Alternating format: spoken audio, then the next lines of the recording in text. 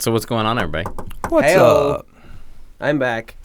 No hey this time? Hi, back. Hey. I forgot about hey. Hey. I thought he was going to hey. I'm Derek. I'm Matt. And I'm Dave. And Dave is back. Mm-hmm. Back again. He can't help himself. Nope. Dave is back. All right. So today, one of y'all sent in a topic, and we're going to talk about it. All we right. love listener topics. We do. Yep. It's What's interesting one is of my that favorite things. I used to listen to a podcast where they would take anonymous emails. You could literally, they would actually take emails sometimes even live if you can get in at the right time. And they insisted we keep it anonymous. And I think it was so that the host could, he would literally say, that guy's an idiot, or that guy's still, I don't want to talk to that guy or something. And so don't ever read me his name, because then I'm going to feel like I can't be mean. Yeah. Oh, That's great. all right. So today's topic is heart posture. Mm-hmm. The person that sent it in said, "What's deep in the well comes out with the bucket." Is her quote. So What's deep in the well comes out in the bucket. comes out with the Yeah. bucket. Comes out with the bucket. Okay. Yeah. So great conversation piece I think we're gonna have today. Yeah. Instantly, I have a character in mind from the Bible, or a person. But, Mm-hmm. I mean, I could save it for a little I bit. think you should save I it. should save it. His I think you name should is just save it. Yeah. Just no, keep it secret. Keep Don't it throw just stuff all over the until place. after the break. But yeah, so heart condition. So I like the topic because I think that's a valid point. Is like what we're allowing to reside within us is going to come out. Mm-hmm. You know, so I'm talking to the kids a lot about what we're intaking. You know, what's interesting is, and I was watching a guy on YouTube, one of the big guys one of the pastors that does a podcast. I can't remember his name off the top of my head. Not to save my life. He's a popular one though. He's one that you guys would know if you saw his face. Maybe. No, you probably would. You probably would. Who's the pastor that does podcasting? Go ahead. Anyways, so he was talking about how like it's not about what goes in. It's not what goes in that defiles you. Mm-hmm. Right? Yeah. But it's what comes out. And what's interesting is, yes, what goes in does, affect you, but it's what comes out. Yeah. That's really what we're keeping. It's when Jesus made the point, it's not about eating unclean foods and worrying about that making you unclean. It's what comes out of a person's heart. Well, what are you storing in there? What are you allowing to reside within your heart? And where is your heart? I mean, I guess that's really the question we have. Where's your heart when it comes to everything, really? Well, I think that also that leads way to the things that are maybe on the fence. Mm-hmm. Like, okay, so for instance, alcohol, right? We can throw that out there as on the fence. Like, some people are like, yeah, it's fine, it's totally fine. And then there's the people that are like, no, you can't drink. And it's like, well, I mean, Jesus did. He created wine, and, and all this stuff. Like, there's so many arguments back and forth, but it's like, okay, is it affecting you? Is it having a negative effect? Is it changing your character? Is it, because if it's not, then it's not infecting you, right? Yeah. But if it is affecting you, then it is defiling you, because it's the negative that it's pulling out of you. Yeah, and that's something that everyone needs to be able to keep in mind. I went with anything. Sure. I was just any beverage or substance. Sure. Or even food. Like, it's like, look, it's, a lot of things are fine in moderation. A lot of things are okay and permissible, but not everything's beneficial, especially if you make an idol out of it. Yeah. Or it starts to take over your life. Yeah. Which sounds the same, but they're a little bit different, because think about if we're talking about alcohol, thinking about people that have just a problem with alcohol. They can't even get a taste of it, or else it's like game on, and that's not good. People drink themselves to death. A guy I went to high school drank himself to death. It's like these things happen, and so it's like, okay, some things are okay for some people, but they're not okay for everybody. Right. So we can't. It's not something necessarily to celebrate, and it's not something necessarily to condemn. It's something to know and be aware of. Mm-hmm. And sometimes it takes being able to look into yourself and go, okay, where am I with this? What are my motivations with this? What's the why? Why am I doing this? Right. All those things play a big factor. And if you're willing to give an honest reflection and you find the wrong answers, it's time to make changes. Yeah, if you definitely see that coming up, whatever that thing may be, definitely inspect it. So inspect it for sure. I mean, but there's also a correlation between conviction. It's like, this doesn't bother me, and I'm okay with this. And then, like, I think a good example is, were you guys around? Like, obviously, you were around, but a lot of there's some of this newer generation doesn't know that there was a time when you could go smoke in a restaurant. You would literally be sitting, smoking or non-smoking. Yeah, smoking or non-smoking. Dude, I talk about that from time to time. It's so weird. It's so weird to think about now. But I remember having conversations with people who were livid that they wouldn't allow me to smoke in the restaurant. It's my right, and it doesn't bother me. Right, but you're bothering everybody else. And they're like, well, they should have to worry about their own selves, that kind of thing. So you got the conviction, the smoking doesn't bother me, but the consideration of the people around you, but it's bothering all these other people, and you're doing them a disservice by engaging in whatever you're doing. Yeah, and it was funny because sometimes the smoking section would literally be right next to the non-smoking. So it's like all smoking section except for the smoke's coming from that way. And it was just kind of funny how it all added up. I'll tell you what, it's been a big change because I remember I used to love going to pool halls. Mm-hmm. I grew up, my grandfather had a pool table, so I loved playing, and I was pretty good at especially 9-ball. I love 9-ball. But so I went to pool halls a lot, but people smoked in pool halls. And I didn't smoke, but every time I went to a pool hall, you knew it because I reeked of it. Oh, like my 100%. whole clothes would like soak it in. Yeah. And I'm like, now you go into these places and it's like, it just feels weird. You get the people vaping, so it smells kind of like a field of berries. That actually makes me more angry somehow. I don't know. Like, see some guy like tatted up with chains and he's vaping a moonlight mint. Not mint. Whatever. I don't know. It's weird. I like what you said there, though, because when you're talking about that's a good example of how something that doesn't always change your character can change your character. And what I mean by that is like for instance, a church is the easiest way to describe it.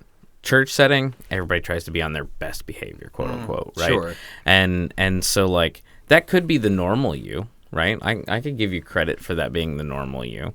But then, like, if you're out and about, if you were at one of those restaurants and you threw a huge fit over the fact that, you can't smoke in this restaurant anymore, that is now adjusting your character. It's changing your character because of this thing that has seeped into you. Yeah. Whereas some people that don't have any issue with that, it may be hurting the physical body or something, but it's not necessarily affecting the character, in which is the important part, I would say. I would say that's where you're going to see the fruit of the Spirit, and that's the important part, is the Spirit and what's coming out of you. I think that'll be a really important thing to talk about when we talk about heart posture or condition today, is what comes out when the bad happens. Like, where are you at for when the stuff hits the fan? Yeah. That's the ultimate thing, because, I mean, our normal day-to-day stuff, it's important, but like,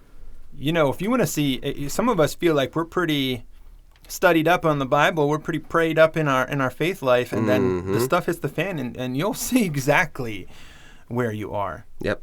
I love the line from, was it the Joker in The Dark Knight, when he says, when stuff hits the fan, these people will eat each other. It's like, well, I mean, there was some validity to that statement. Where it's like, people sometimes will show you the darkness within them. When does the intro kick in? I forget. Yeah. Oh, this is a lot of good stuff to talk about today. Oh, yeah. I mean, sometimes we go half an hour before we... Okay, fair enough. I mean, like... We actually, what was it? What was our longest? It was almost like 45 minutes. Yeah, I think we went 45 minutes one time. It was like, oh, yeah, welcome to the Truth Response. Oh, we forgot to do that, And then you come back like, thank you for joining. Come back and we pray and then, get back into it. But it's like... No, it was okay. Yeah, it's good to have something different every once in a while. I think they appreciate a little bit of change every once in a while. If not, leave a comment. Yeah, leave a comment with your suggestion. No, I love these kinds of things, though. I love that we get to talk into this. I think it's important. I really do. So, for sure. Let me double check something really quick before we just toss in and go on. We can't even go through a podcast without him getting on his phone. I'm looking at topics. I'm looking at things people have sent me. Fine, whatever. I'm just picking whatever. on him. This guy, right? Like this guy. The guy in the middle. this guy. The guy in the middle. Yeah, it just ends up being that way because of where I sit. Never mind. I'm not gonna say that. Oh. Welcome to the Truth Spots. Hey.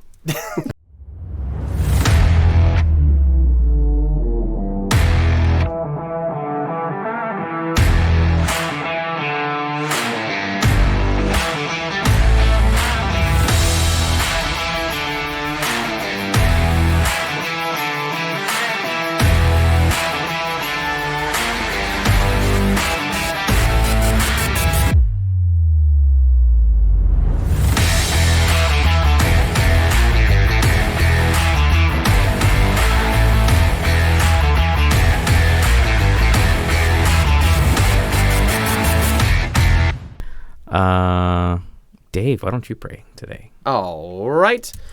Thank you, Jesus, for bringing us all together, and I pray that you eradicate this horrible cold that's going around to everyone. Let's see, guide our words and actions today. Get us out of our own way, and let your glory shine through. In Jesus' name, amen. Amen. Mm-hmm. By the way, I got to have lunch with Pastor Nick. That was a fun experience for sure. Oh, cool. Yeah. Yeah. He's a cool dude. Where did you go? 3 Pepper. Nice. Go figure. That's his place, that's man. His default. Well, it was going to be Maggie's house, but then it turns out they're closed on Mondays. So I'm like, hey, let's go to Joe's Cafe. It's right up the street, and it's really good. They're also closed on Mondays. So First walk is closed Nick's on like, Mondays. I'm going to default to my place. You know, I was joking with him. I remember because he came back in, and I was like, where'd you go to lunch? He's like, 3 Pepper. And I was like, did you throw them off? Because they're like, it's not Friday. And Yeah, right. because that's his favorite place to go on a Friday. Well, his wife does not like Mexican food. Oh. So he doesn't get to go there unless Fair he enough. goes with other people. And so that's kind of like the Friday spot. Good Mexican food. El Tarasco is some pretty darn yeah, good. actually, that's Not where bad. that's where I sent the wrestlers when they came for Winterfest. Yeah. I like Taco Tuesdays. I'll go there and get like 5 tacos, There you go. for $1 a piece. Nice. Great, yeah. I didn't realize that was a I thing. tell you what, Yeah. it will put your heart in the right condition. Every Tuesday. It's like a 3-pack or a 5-pack, you get. It's good. All right, so heart condition, heart posture. Heart posture. That's what we're talking about. So actually, I'm going to just jump in. So this actually reminds me. You're just going to jump in? I'm just going to jump in. Did I allow that? No, but I'm going to do it anyway. So Insert splash sound here. yeah, actually, that's incredibly appropriate, and I'll tell you why. Because the person I want to talk about Is Jonah. Hey. How did you know? I read your thing. Yeah, I read my thing. I tried to write it so you couldn't understand what it was. All right, so yes. So the heart condition is really important. And then one of the things that I was talking about before we went on the break is, what is your condition even when the bad happens? Yeah. And what's interesting about Jonah is he showed just that. Now Jonah was even being bad. He wasn't being good in his day-to-day because God told him to do something and he said no. And he tried to run away from it. He even was like, just kill me, and they threw him overboard. Insert splash sound. But here's the thing. Bloop. God sent the fish. Yeah. God sent the fish. And then while he was inside the belly of the fish, he started to pray. And what's amazing about his prayer, it's basically a collection of scripture that he was regurgitating. Like, it showed that although he had been a little bit disobedient before this, when it was really on his down, when he was stuck inside this, not sure which way was up or what was going to happen, the thing that came from him was what he had ingested, what he had kept in his heart, and that was all the different scripture that he had read. You see different psalms represented, and it's amazing. And I look at that as like, that is what it looks like. That is what it looks like when everything is against you, when the world seems like it is, like you've been swallowed by a fish. This is what comes out of Jonah, is scripture. A deep love for his word and for God, and it comes out in a prayer of just open honesty. And so that's what I'm talking about. Like, when it comes to like what it is to have an amazing heart posture, like, we can have our outside behavior can look like a whole lot of other things, but it's what's on the inside that counts. Like what the fruit of us inside of us really counts. I think that's the only positive take on Jonah I've ever heard. That's interesting. Because I honestly, I don't know, dude. Like, I think Jonah was he was one of those people that's like, oh yeah, that makes me feel like, oh, there's garbage human beings that get used by God, you know, like that's because I mean, but he always hates these people. There's right? Like, more. He never not hates the people. At the end of the story, he still hates those people. And it's like, whoa, come on, bro. I have a deep love for the book of Jonah, and I'm one of those guys. There's so much in it. There is. I'm not going to say there's not. Going back over it, and I love when I can find more stuff. But when I was coming across that,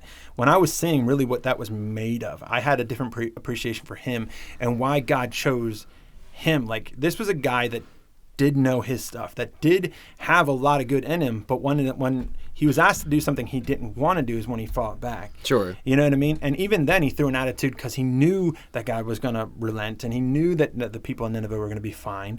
And yet still inside of him is right in the middle of it, and it makes a difference.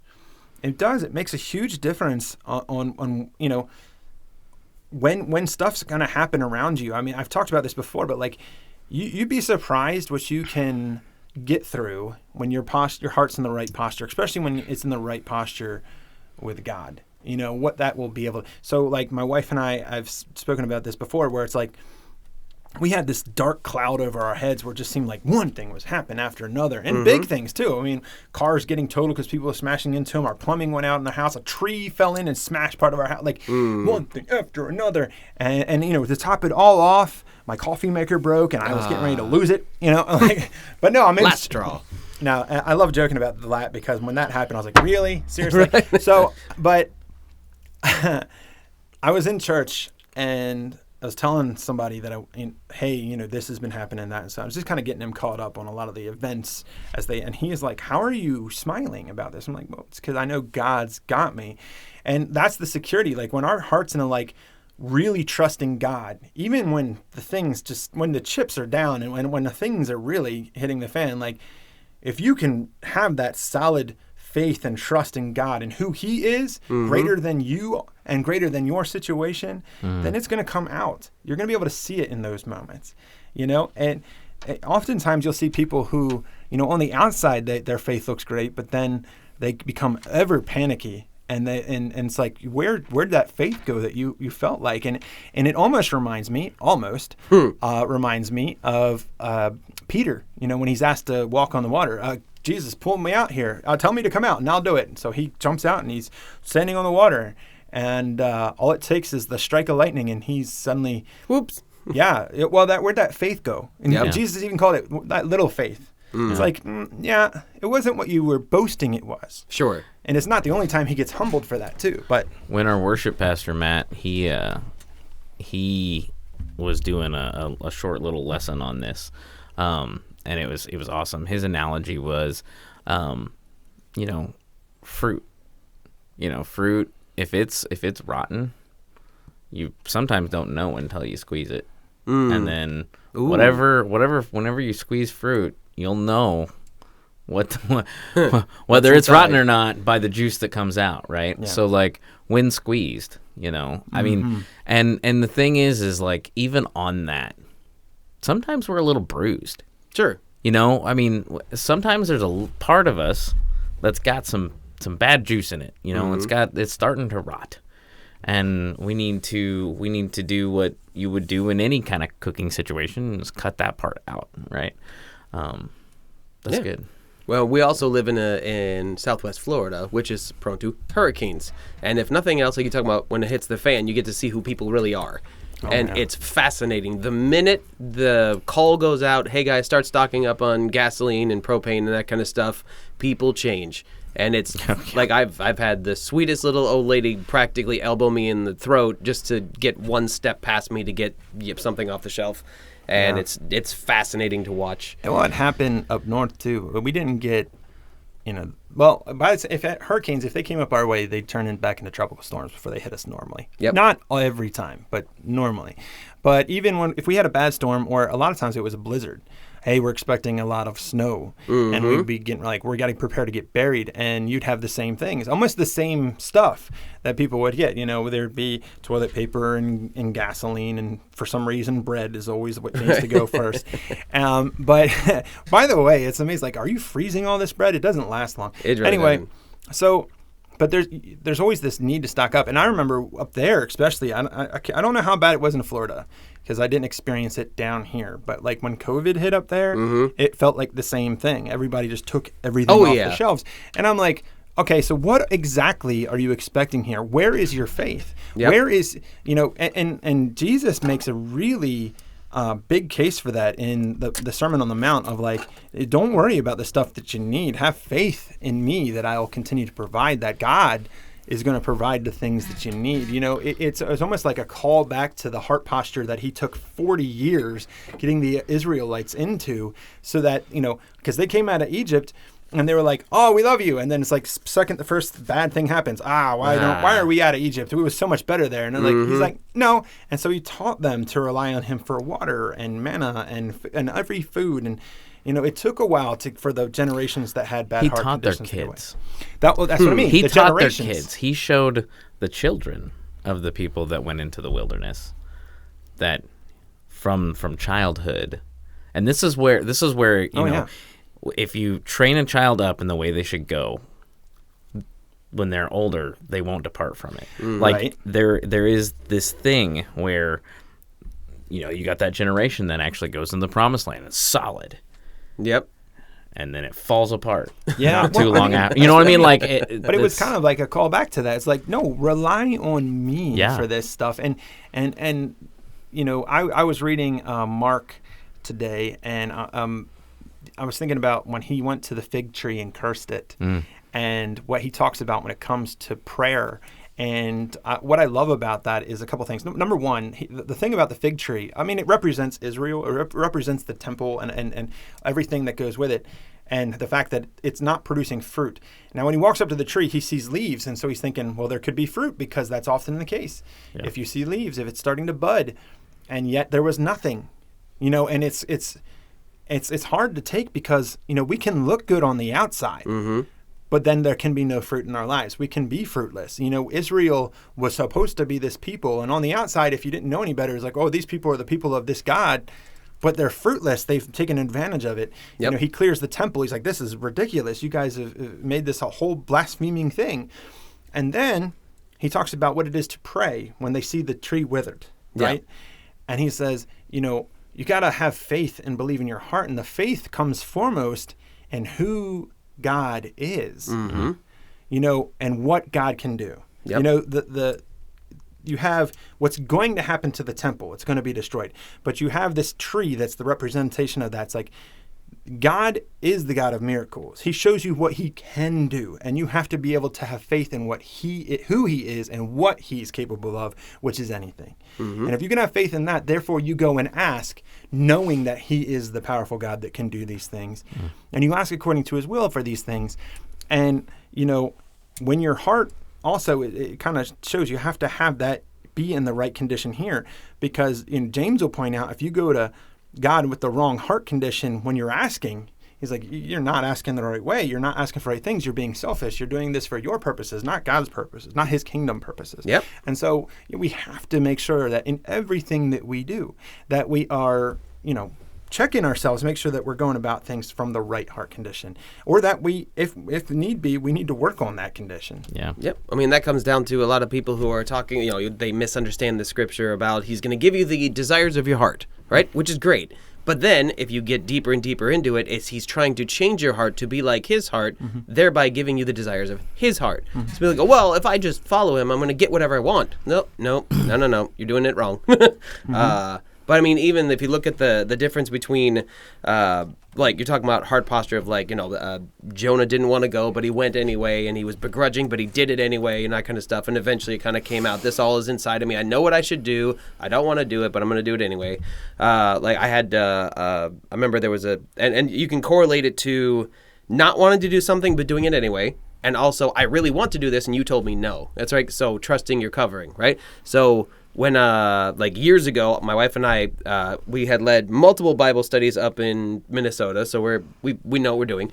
And so I went to my covering at the time, and I was like, I want to start a Bible study. I just want to let you know. I was literally just saying, I want to let you know I'm going to be doing this. And he stopped me, and he goes, I don't think you're ready for it. And I was pretty upset.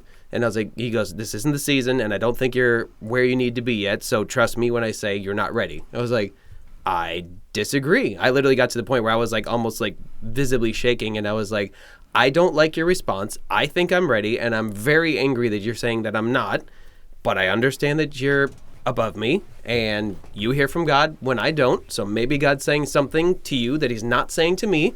I'm not happy about this, but I'll go along with it. And it was, I think it was a little while later, other things started falling into place. It was like, oh, if I had done that, these wouldn't have worked out, which worked out better. But then even recently with, about a little over a year, well, now it's been almost 2 years, holy cow. When the young adult director stepped down from Victory, I just naturally assumed my wife and I were just going to slip right in because I'd been helping the guy. Whoops. So when I sat with the associate pastors, they're like, "No, we're not there yet." I was like, "I don't understand. Like this, I'm here. This is I'm the guy. That it makes sense." And then they said, "Just trust us." I'm like, okay, I was upset, but I was like, it is what it is. I've been through this before. And then almost a year to the day later, they sat us down and they were like, hey, so we've been praying about it and we think now's the right time. And then now turning around and looking back at it, I go, holy cow. If we had taken it when we wanted to take it, there was so much turmoil that came in the year that we would have had it. Everything would have fallen apart. Like it was just, everything would have come. I'm sure you guys have had similar situations. We can't see what God sees. We don't know what God knows, and his reasons are always greater than ours. The things we want don't necessarily mean that that's what we need to get. He often will look at say, well, I see what you say that you want. I see what you say that you need, but I know this is what you really need, and ultimately what you're really going to want. And so I'm going to keep going in this direction.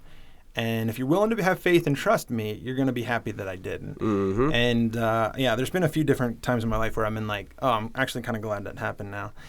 I actually tried to give my son a little bit of perspective on that because, he's only in 8th grade. 8th graders are really funny. Any middle schooler is really funny. Of course. Actually, any kid in middle school or high school is really funny, especially when they think that they're ready for some kind of relationship. Because I'm like, yeah, your odds are already stacked against you at this point.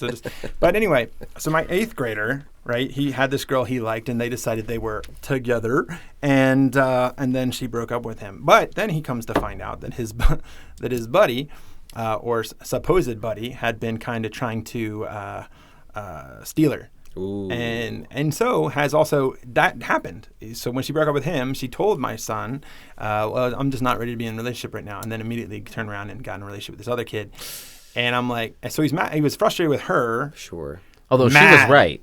She was right. She was not ready to be in a relationship. No, she's not. She's not wrong. So, but I was like, look, I said, and he's mad at his buddy. And I said, well, okay, a couple things about that. Sometimes guys are dogs. Yep. And they do dog things. But I said, you're mad now, and you have a right to be mad. You have a right to be frustrated. But it's a good time to notice that these people are not the ones you're going to want in your life. That's not the girl for you.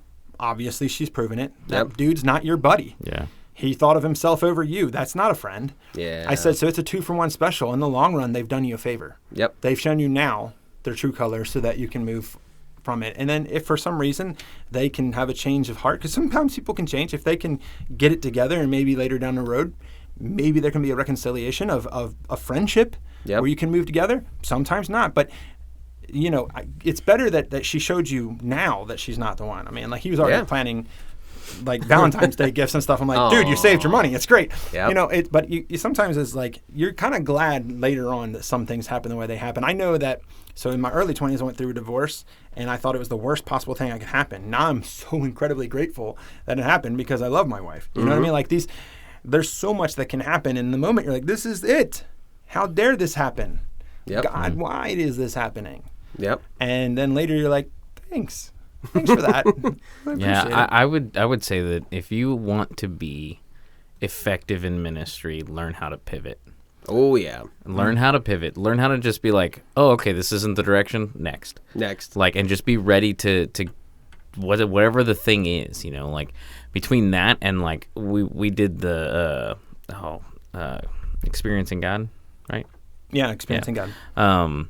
We did that study, and really the idea that it's not about what God is calling us to do as much as where is he working. That's where he wants us, which is, it's a both and, right? Like there is both, but it's very much a, like, he's not giving everyone this whole special, you get to start a ministry revelation, sometimes it's, I'm already working right here and I want you to show up because you've got a spot right here that I would like you to fill. Sure. You know what I mean? And more often than not, that's the case, is that it's like, there's things I'm already doing. Please open your eyes and look around you. And with that, like, there may be something you're wanting to do. Yep. It may be, you may be wanting to lead a class, but there was something else that God's actually wanting you to do. And both things are good, but one thing is godly. Yeah. You know what I mean? And you made an interesting point earlier, and I want to make a connection to it. So you talked about, that the one that you begrudgingly didn't want to do it, but then you ended up doing it. Like, that happens a lot where we see God moving, and it's not necessarily the direction we wanted to go, but then we're like, all right, well, I'm aligned with him, and then it ends up working out. Well, Jesus made a point of this. He said, he basically gave an example to the Pharisees. He's like, all right, so there was a guy who said he was going to do something, but then he didn't. Then there was a guy that said he wasn't going to do it, but then he did. And he's like, who's justified? The guy that did it. Yep. Exactly. Exactly. It's not about saying you will and then not doing it. It's about the guy. It's what grows in action. Sometimes you're a little hesitant. Sometimes you get, and God knows that sometimes for us, it takes us a moment to get aligned with him because, and it shows us sometimes like, look, man, you're out of whack. It's time to line up. Yep. But it counts. That doesn't mean we should force we want to serve with a glad heart. That's ultimately what we want to do. Does that mean that, like, we don't want to go in and try to serve and be angry about it? Right. If that's where you're at, either don't do it or you need to fix the heart condition. Yeah. That's a big deal. So, like, what I'm talking about is, I get it. It takes an adjustment, but it's good if we can make that adjustment. If it causes you to be angry or something like that, then you need to rethink this. Take a step back, and we need to get that fixed. We need to see where you're at. And that's with everything. I mean, we've even talked about that a long time ago. We talked about this on the show, even when it comes to worship music. Some people walk in the door, and they're like, well, this isn't the music I normally listen to. This isn't the worship song that I like. This isn't kind of... Yeah, I'll tell you what, newsflash. Our Sunday morning worship is not the stuff that I listen to when I'm worshiping on my own. Yep. Yeah. Like, that is not, I do not enjoy contemporary Christian music. I'm with you when on I'm that listening. I do not enjoy it at all. Most of the time. There's a few, I like a lot of it. But most of the time, I don't want to listen to K-Love. I don't want to listen to Way FM. I don't want to listen to any of that. Most of the time. At least the first 5 times the song plays. I'm just saying that's Here's not my Gratitude Again by somebody else. That's not my cup of tea, but there's a heart posture that when you walk into worship, that it doesn't matter. And this is what I tell anybody on the praise team who complains about we're doing the song again.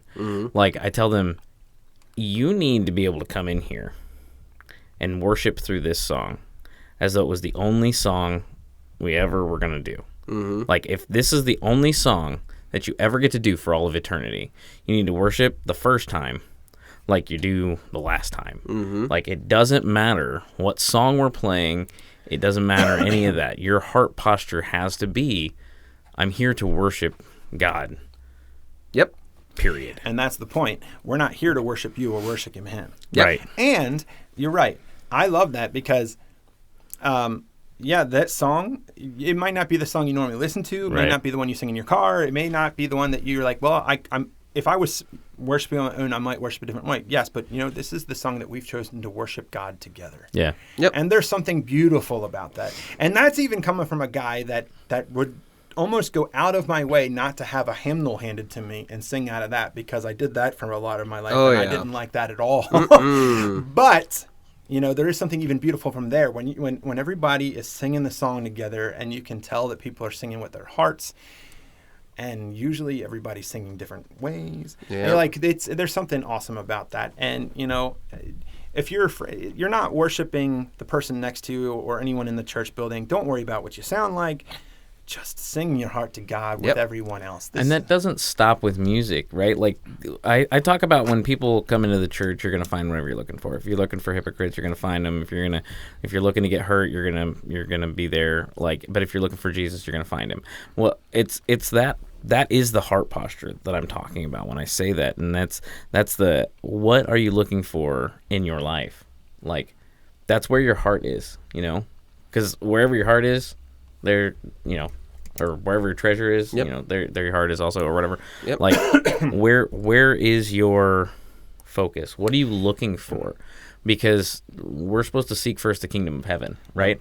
Like, if we're doing that, if we're seeking God first in all the things, like, our heart posture is going to be ready for whatever God throws at us or allows to happen to us, like, we're going to be ready for that because of our heart posture. If we're seeking him first, he's training us. For sure. Well, I mean, like, even pastors, like, what, like, you spend your time, you're like, this is what God has laid on my heart to bring to you people, and then people will afterwards, like, wow, that was powerful, it spoke to me. No one ever thinks about the fact that the worship pastor's job is to sit and go, God brought this to me and says, this is what he wants us to sing today. This is what I feel like is going to minister the most to the most people, and us going, okay, great, because it's probably the most criticized aspect of a church service is, well, I don't like that song, and that song was too loud, and the lights are too this, and it's like you're focusing on the wrong thing. I mean, but this is a good topic for, this is a good example to pick apart this topic, because, not for nothing, like, if you are the person who's like, the music's too loud or the music's too this, whatever it might be, too new, too old. If you're in one of the churches that do hymns or whatever, or it doesn't have, there's no instruments or whatever. If you're that person who's going to wait outside of service because of, I'm calling people out. Here we go. If you're going to wait outside of service, right, until the music is done, what are you saying to all the people that know you in there?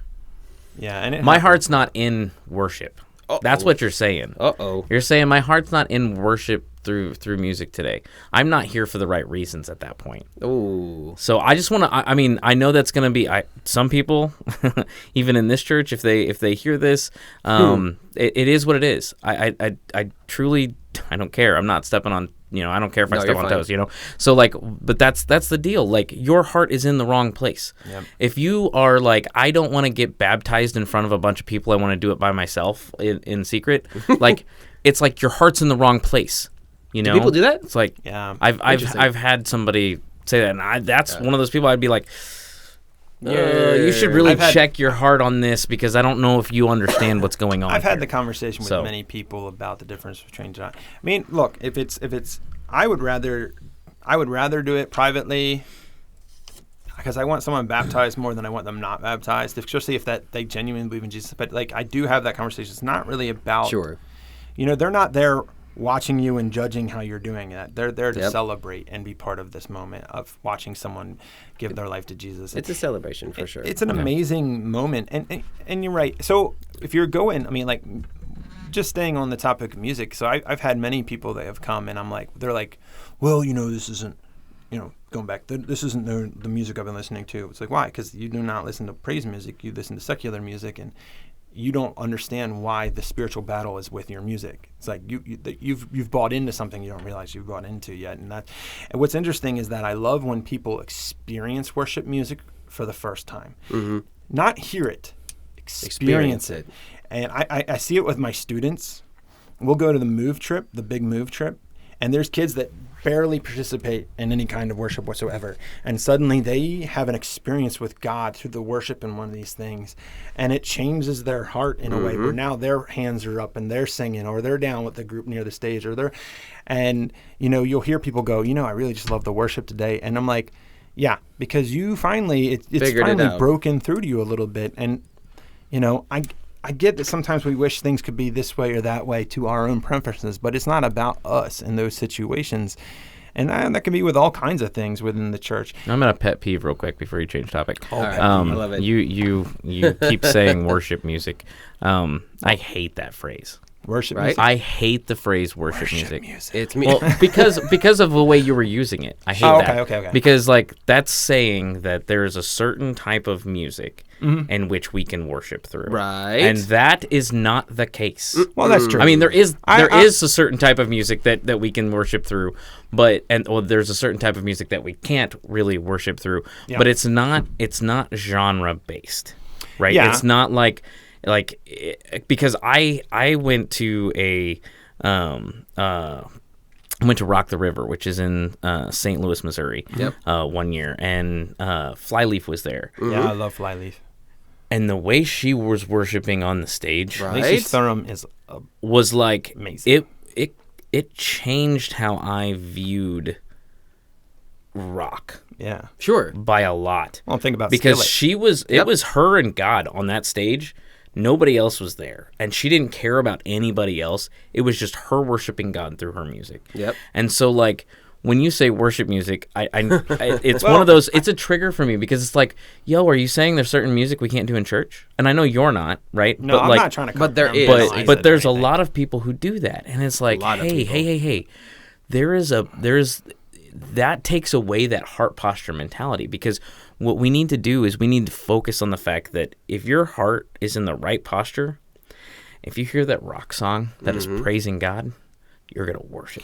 And if there's a rap song that's praising God, you're going to worship. Actually, I get into that so much. I love any style of music that I can praise God with. I'm all about it. Interesting. Except for bluegrass. Bluegrass is gross. Sorry. Anyways, right, we need to fix I was agreeing with you, except for bluegrass. I could do that anyway. So, no, I was really thinking about the fact, like, so this past holiday season, Skillet put out a rock version of "O Come, O Come Emmanuel," and I loved it personally. It was not well received. Dude, there were so many people that were so judgy. It wasn't for those people. It was definitely not for those people. Nope. You know, I had an issue with it. Great. I had an issue with it at first, and my issue was the scream transition. Yep. I loved the after. Yep. I loved the before. Sure. But the scream transition I had a problem with. It was just kind of like, why? And I love Skillet. Like, if you ask anybody, one of my favorite bands, it's one of two favorite bands are Skillet and 1,000 Foot Crutch. I love those two. And I mean, I really love Skillet and what John Cooper is doing with that ministry. But I had a problem with it. And then Lizzie was like, are you listening to what the lyrics are saying? And she was like, it is exactly the feeling of the song. Yeah. Is that it comes to that point where it's like, wah! You know, that's the feeling. That transition was the feeling being released. And I was like, whoa. Yeah, I heard it the first time. I listened to it with my daughter. She and I went and saw Skillet last year. Nice. And they were at Winter Jam. They were the closer. It was amazing. Yeah, they are and amazing. So I was like, hey, have you heard this? And I put it on, and I was like, I love it. I think this is amazing. I love the feeling. I love when people put everything into their worship. I think that's what attracts me to that kind of thing. Whether it doesn't matter what the genre is necessarily or style.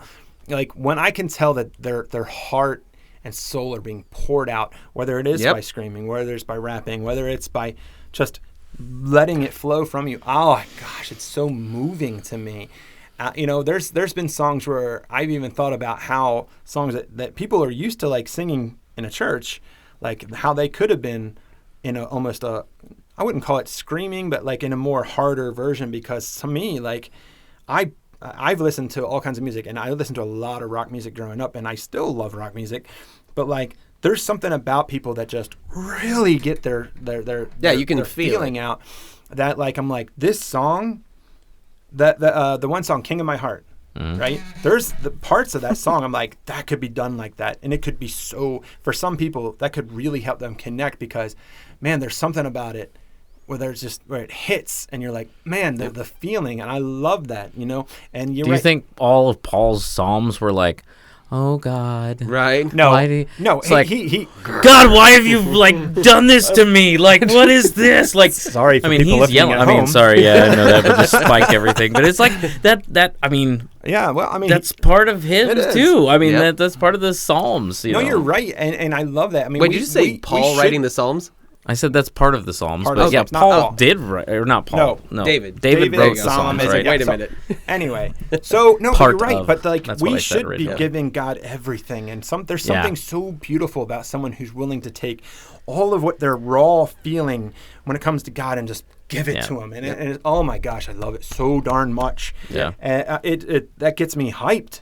Like, gets me hyped. But too many people are taking their predispositions into it. So if I have a track on Spotify, like 200 songs that I just throw on while we're waiting for young adults to show up, and it's rap and it's contemporary and it's rock and stuff like that.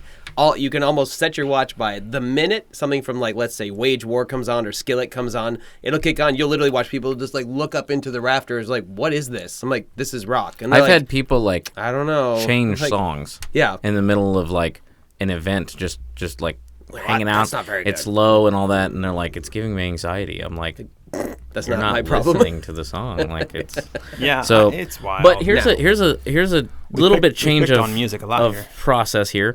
What about your heart posture whenever somebody is nonstop complaining, and you're supposed to be there for them and be that person for them?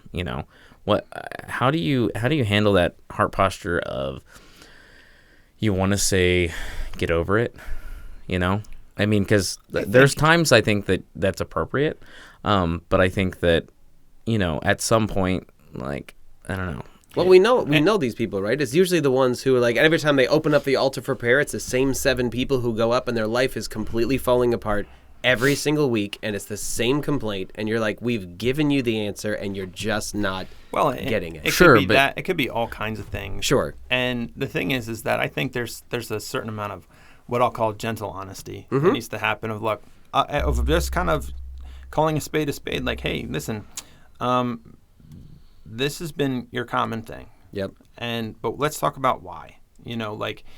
Is this the problem, or is there something else? And we need to look into this. And so if I want to walk in this with you. We want to come alongside you in this. But what is it really? Because I don't think it's this anymore. We actually had a situation with one of the people that were kind of in the leadership position. Very faithful person, showed up all the time, was always there early, always helping. But then we started hearing about some of the things that they were saying behind the scenes. And so the associate pastor and I pulled him into a room and we started talking. And it's like, look, you're showing up for you. Like, you're not showing up for God. You're showing up so we all go, wow, look how great you are. And if all of a sudden the attention starts moving off of you, you start throwing a fit. You start acting out. You start trying to draw it. So you're doing this for the attention. You're not doing it for God. And as soon as you back away from that and go, God's the reason I'm here. God's the reason I'm showing up early. God's the reason that I'm spending late nights counseling with people and stuff, that if God's the reason you're doing it, it'll flourish. But if you keep putting, so your heart posture is, I'm trying to draw all the attention to myself and I want to be the bigwig and I want to answer the questions and I want to be the hero, then you're going to get incredibly frustrated because you're going to feel like God's not backing you up. So for that person that is like, I mean, because I feel this way a lot of times too. I get tired of people having that same complaint, whatever it is, over and over again. And I'm the kind of person that at some point I think you need to just get over it. Like, I feel that way about a lot of things, right? But I know that that's a harsher thing, and I know that some people aren't built for that, and I get that.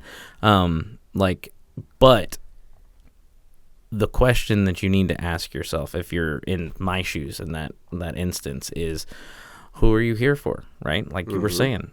Are you here for your wants, your needs, your desires, your thoughts?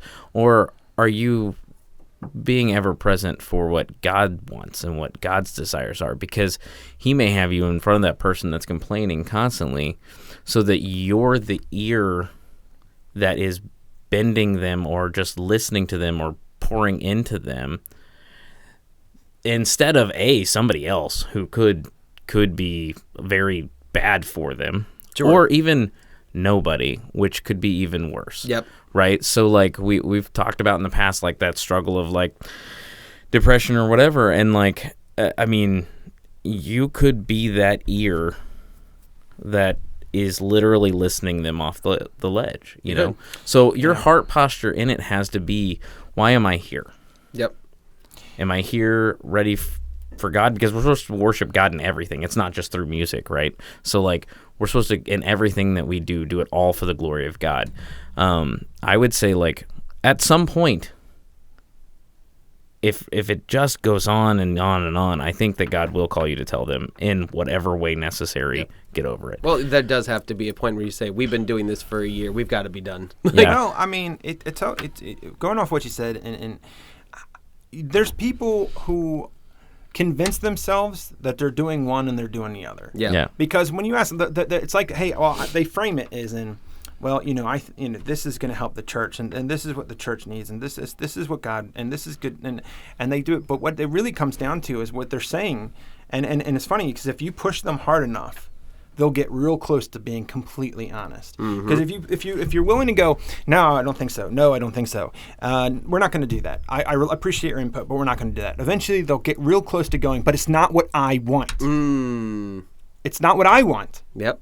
It's weird how much what they want is what they think is what's right for everyone else and for what God wants. 100%. And I'm talking about every program, how we do Bible studies, how we do Sunday mornings, how we do worship, how we do our kids ministries, how we do our student ministries, what kind of kids we allowed in there, all the stuff that we do. Yep. And this is what I want. This is how I think it should be. This is, and if you don't give me what I want, then I can't be here anymore. It's like, this was never about you. Amen. This was about him. Mm-hmm. For the people, and I brought this up a while ago, but there's people that are like, well, can't believe all these people are coming in here, or all these young kids with these attitudes and these problems.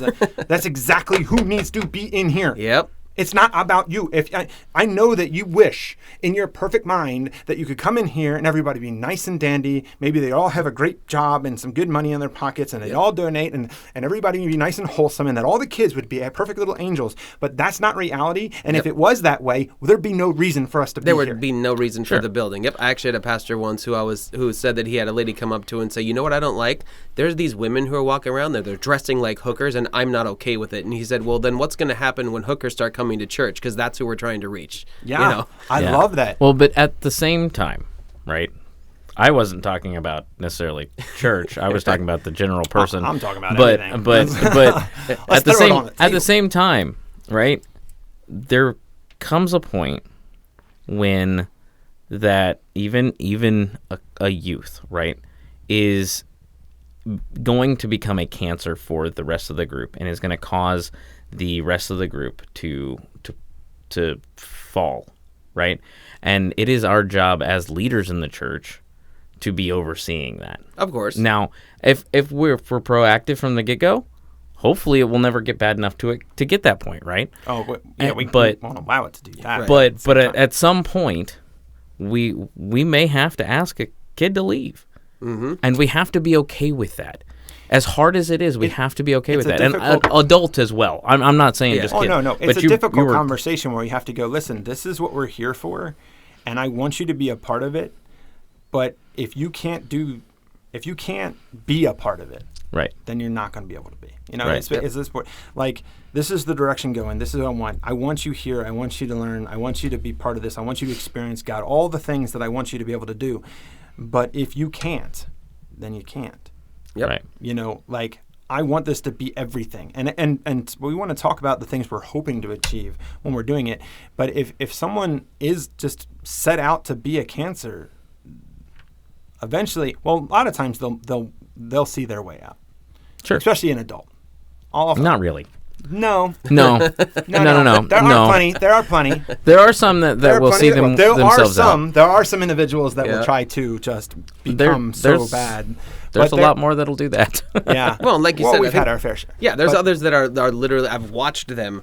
You guys have met one of them. Is the people who are kind of like, I'm not toxic. I'm not the problem. These are all the things that are the problem. Sure. I'm going to stay here until they're fixed. And Sure. it's like, it's not about you. And Right. there's a team of people who have overseen this church for however many years it's been, and their whole thing is, God told us to do this. This is why the sanctuary looks this way. This is why the worship sounds this way. This is why these groups are in place. Like, we had a period at Victory where we were really heavy into small groups, and then it kind of like disintegrated because they said, this doesn't seem to be working in this season. We're not going to do it.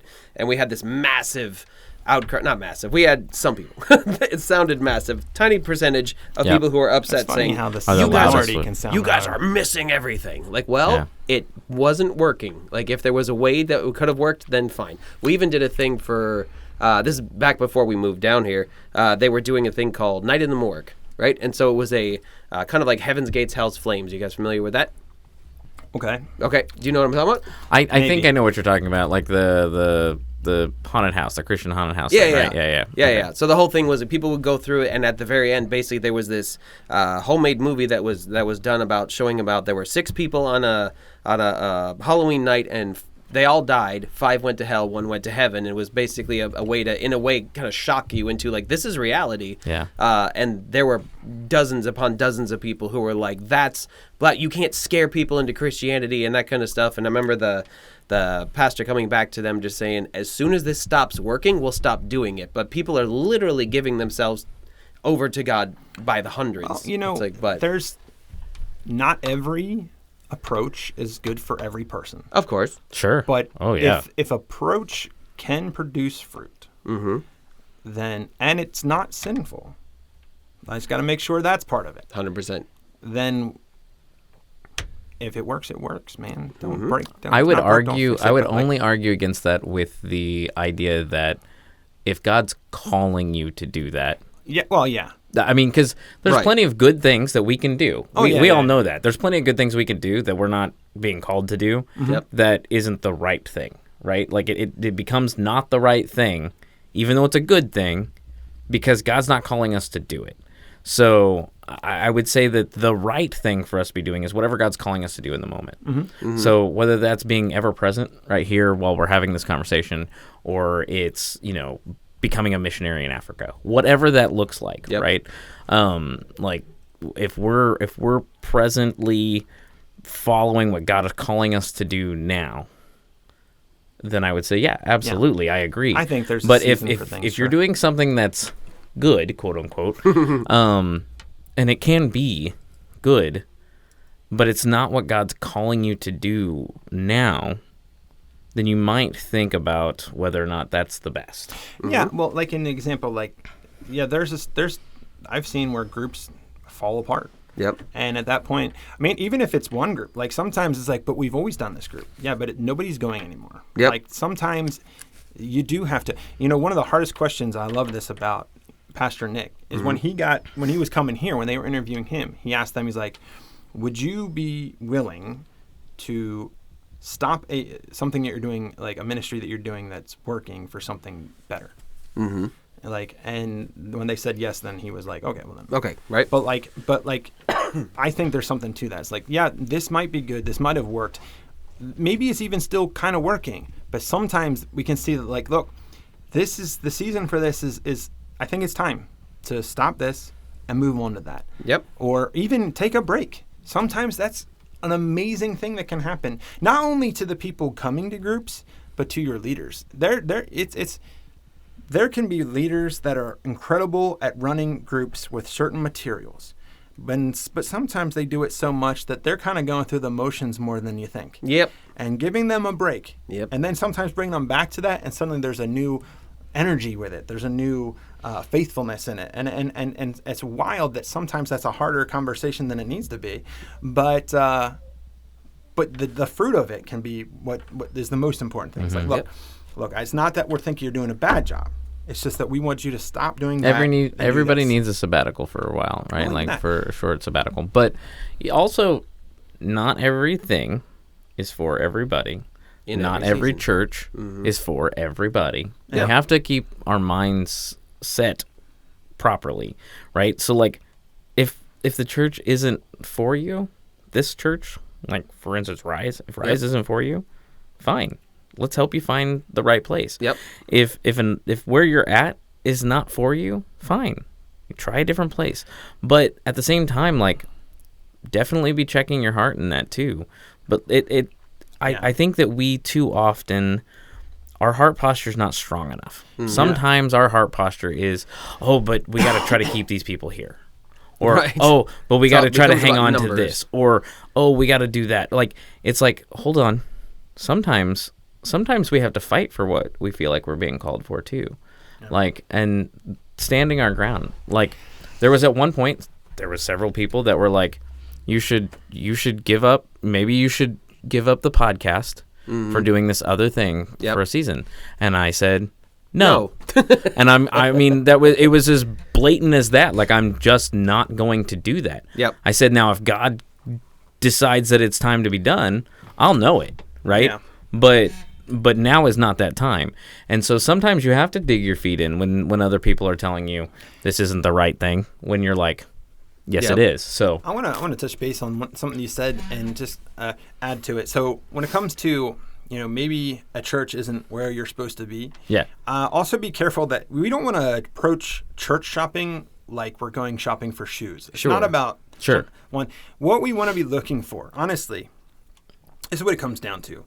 I'm not a fan of church shopping, but I am a fan of this. So look for a place you can see. Number one, you can see God's in it. God's moving. Mm-hmm. Something is happening here. God is in the ministry. Sure. And look, especially if you are looking to, like, I'll widen this just for a second. Like, if you're like, hey, I'd love to invest some money or donate some money to an organization, which one is the one to go to? If God is in it, you can see God is moving and he's using these people, right? Okay, do it. You'll see the fruit. Buy into where God's working. But so you want to look, where is God moving, right? Are you being fed there? Number two, like when you go, is it pouring into you? And then also, is there a way for you to pour back into it? Sure. If those three are yes, pour everything you have into that church. Yep. Everything you have. And I've even told people before that it all comes down to look at the mission of the church. Yeah. So like Victory's mission is to save, to serve, to send. We're going to find you, we're going to train you, we're going to send you back out, right?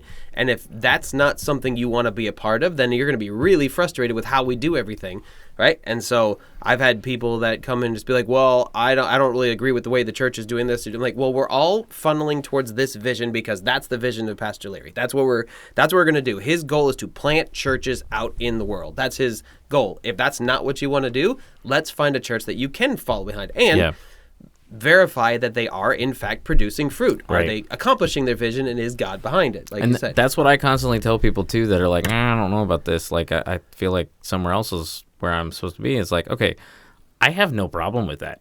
Yeah, no. I have no problem with you going somewhere else. In fact, I'll help you find a Bible believing church if you want help. Like I don't have a problem helping you find that. It's not going to hurt me if you leave this church. And that's whether you leave it angry or you leave it in good posture, right? Like it's not going to hurt me if you leave this church.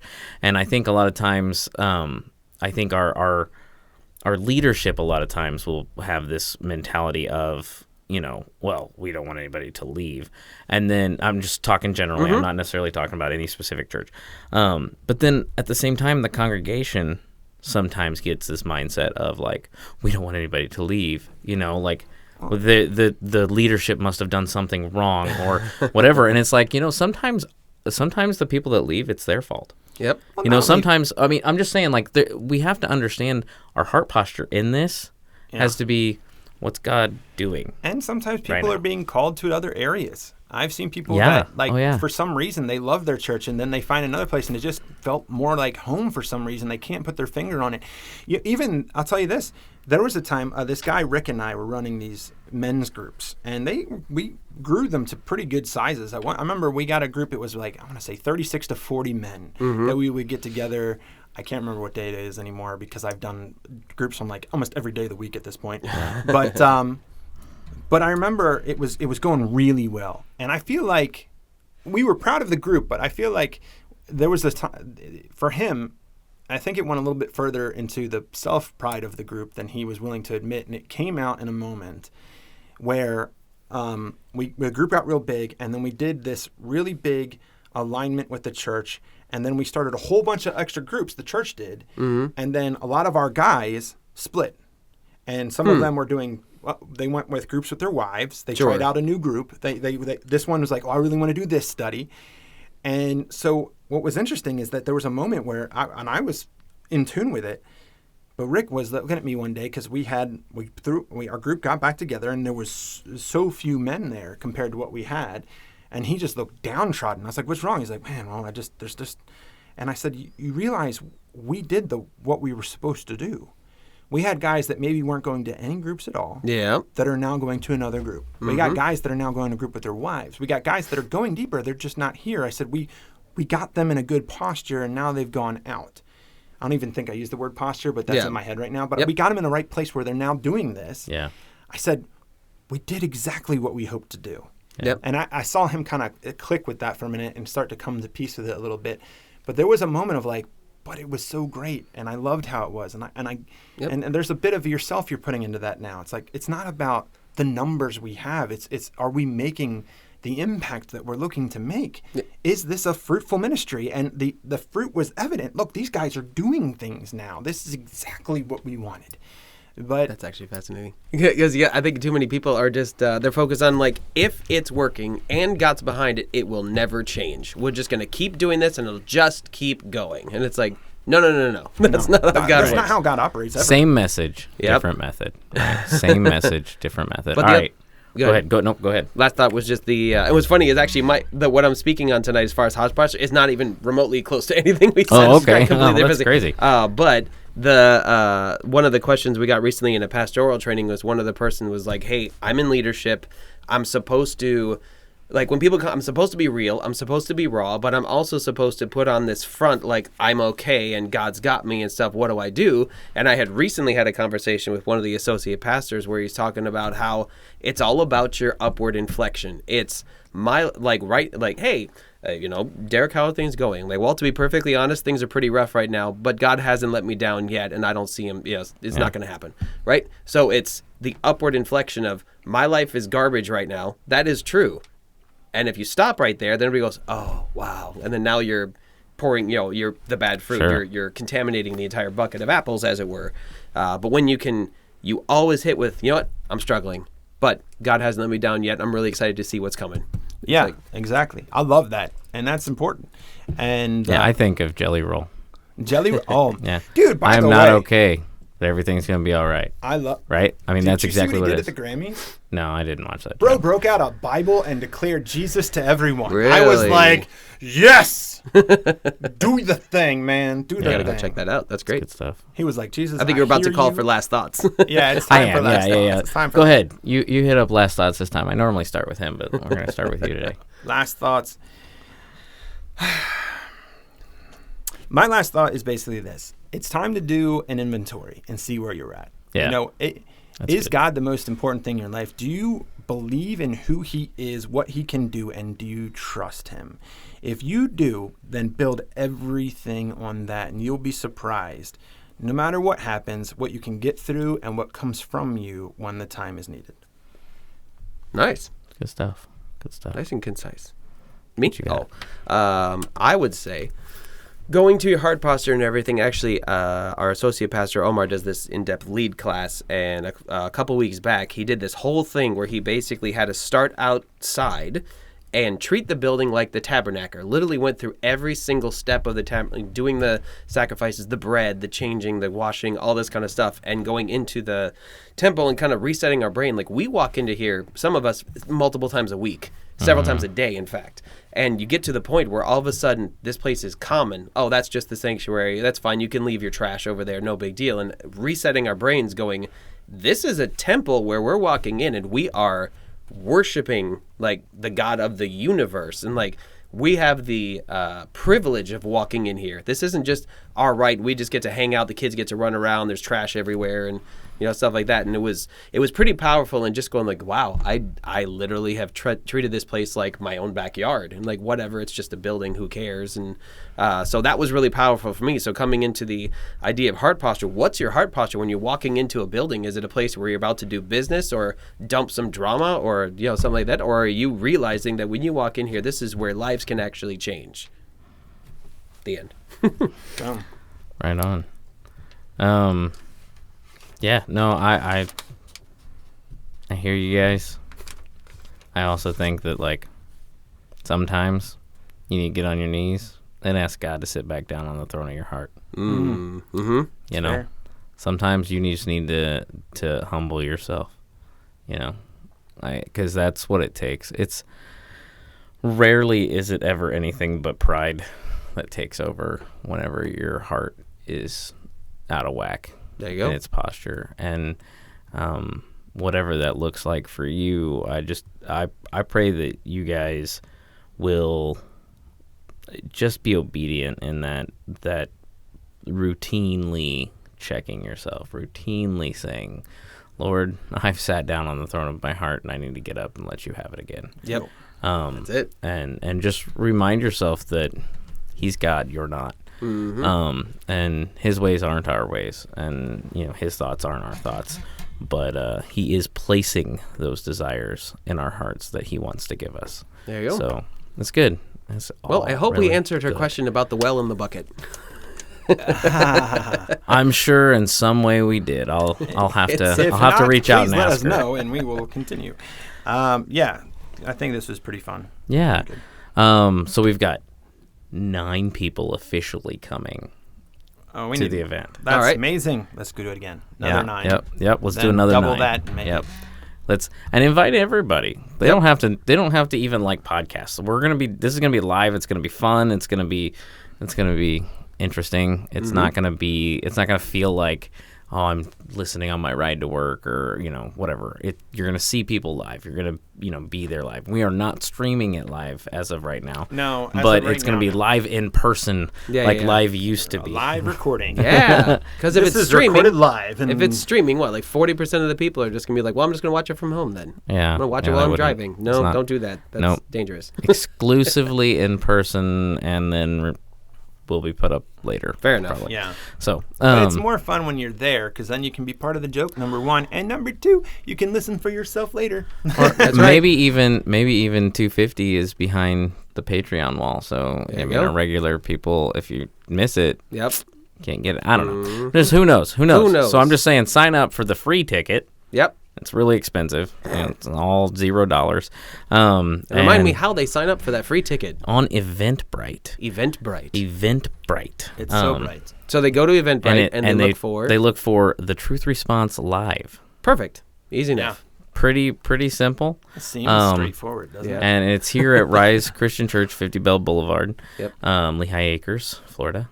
There are at least 6 people coming from out of town that I know of, so that are not from. All right, we'll start pushing hard. So let's go. The rest of you that are from here, sign up. Come on, let's go. Yep. Place it on your calendars. It's April 24th. Listen, April 24th. We live in a culture where people go, if I don't respond, then they won't count on me, and if I show up, they'll be excited. And I'm trying to explain to people that's not how it works because we're trying to plan.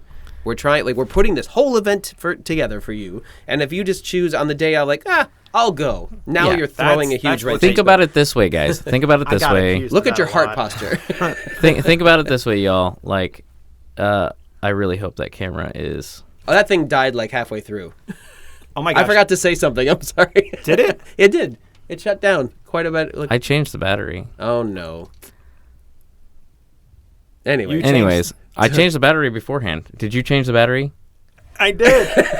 Oh my gosh. Okay. Well, now. Well, guys. Whoops. This is going to be very interesting. This is going to be partially videotaped. I'm sorry that we just realized this. They're going to be so irritated. I apologize. I saw it flip off, and I was about to say the camera died. But all right. So we love you guys. Just sign up. Think about it this way. We're going to have prize support, and there's less prizes if there's less people to sign up. Amen. So just saying.